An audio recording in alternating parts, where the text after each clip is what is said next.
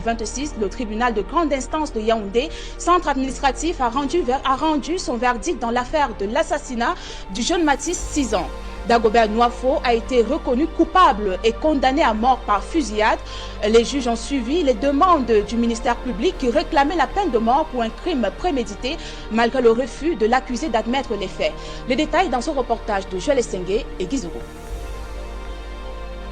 Après près de 4 mois de procès, le verdict de l'affaire du petit Matisse vient d'être rendu par le tribunal de grande instance de Yaoundé centre administratif siégeant en matière criminelle. Et ce verdict est plutôt lourd pour Dagobert Nwafo, l'auteur de l'assassinat du petit Matisse. Celui-ci a été condamné à la peine de mort par fusillade. Le tribunal a donc suivi le procureur de la République dans ses réquisitions lors de l'audience du 11 décembre 2025. À cette occasion, balayant le témoignage de l'accusé et les plaidoiries de ses avocats, le représentant du ministère public avait soutenu que Dagobert Nwafo avait prémédité son acte, précisant que la préméditation ne s'appuie pas nécessairement sur un temps long pour la matérialisation de l'acte incriminé. De fait, Dagobert Nwafo avait prétexté avoir perdu connaissance au moment de ces événements.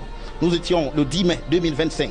Ce jour-là, au quartier Ngouaikele à Yaoundé, comme allait le repréciser le père du petit Matisse, c'est suite à son refus d'intégrer Dagobert Nwafo à son équipe pour un chantier au quartier Nkolbison, craignant son côté belliqueux qu'une altercation les avait opposés.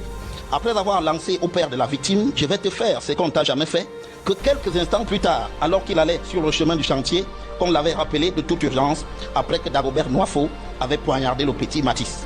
Désormais, Dagobert Nwafo n'aura la vie sauve que parce que la peine de mort n'est plus exécutée au Cameroun